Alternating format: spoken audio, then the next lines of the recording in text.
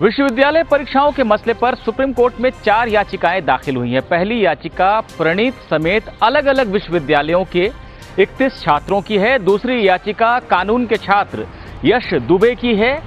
तीसरी याचिका युवा सेना, जो कि शिवसेना की युवा इकाई है, उसके अध्यक्ष आदित्य ठाकरे की है। और चौथी याचिका कृष्णा वाघमारे नाम के छात्र की है। इन याचिकाओं में यूजीसी की उस गाइडलाइन को चुनौती दी गई है जो कि 6 जुलाई को जारी हुई थी और जिसमें देश के तमाम विश्वविद्यालयों से ये कहा गया था कि वो 30 सितंबर तक अंतिम वर्ष की परीक्षाओं का आयोजन कर लें। इन याचिकाओं में ये कहा गया है कि देश में जिस तरह से कोरोना की बीमारी फैली हुई है, उसके मद्देनजर इस तरह से परीक्षा का आयोजन करना छात्रों के स्वास्थ्य को गंभीर खतरा पैदा कर सकता है, इसलिए परीक्षाएं रद्द कर दी जाएं। जिस तरह से सुप्रीम कोर्ट ने सीबीएसई के मामले में ये कहा था कि अब तक आयोजित हो चुकी जो परीक्षाएं हैं और जो आंतरिक मूल्यांकन किया गया है छात्रों का, उनके औसत के आधार पर रिजल्ट घोषित किया जाए, वैसा ही विश्वविद्यालय परीक्षाओं के मसले पर भी किया जाए। गौरतलब है कि देश में कई राज्य सरकारें, जिनमें पश्चिम बंगाल, महाराष्ट्र भी शामिल हैं, यूजीसी की इन गाइडलाइंस का विरोध कर चुकी हैं।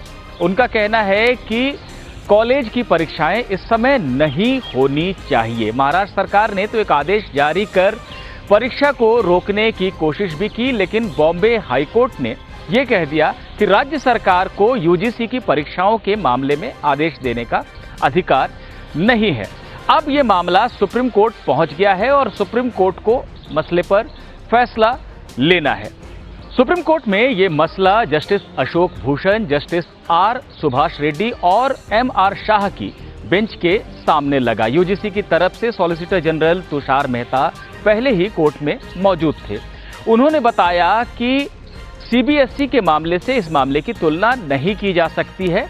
देश में 818 विश्वविद्यालय हैं, उनमें से 209 अंतिम वर्ष की परीक्षा का आयोजन कर चुके हैं। 394 परीक्षा का आयोजन करने जा रहे हैं, उनकी तैयारी पूरी हो चुकी है।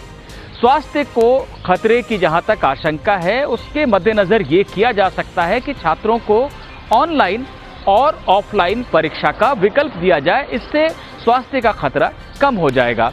लेकिन याचिकाकर्ता की तरफ से मौजूद वकील अलख आलोक श्रीवास्तव, अभिषेक मनु सिंघवी और श्याम दीवान ने इन दलीलों पर असहमति जताई। उनका कहना था कि अगर परीक्षा का आयोजन हुआ तो लाखों छात्रों के स्वास्थ्य को गंभीर खतरा पैदा हो सकता है, इसलिए सुप्रीम कोर्ट जल्द से जल्द मामले की सुनवाई कर इसका निपटारा करे।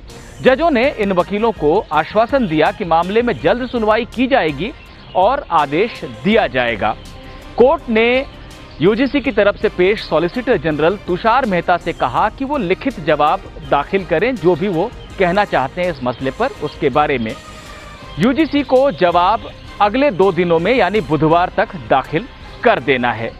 कोर्ट ने याचिकाकर्ताओं से कहा है कि यूजीसी के हलफनामे पर अगर वो कोई जवाब देना चाहते हैं तो वो ऐसा गुरुवार तक कर सकते हैं। शुक्रवार 31 जुलाई को इस मामले की सुनवाई होगी।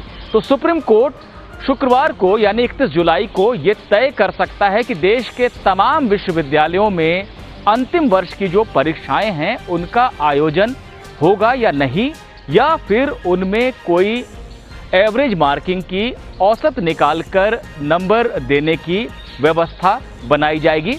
इन तमाम बातों पर शुक्रवार को सुप्रीम कोर्ट सुनवाई करेगा।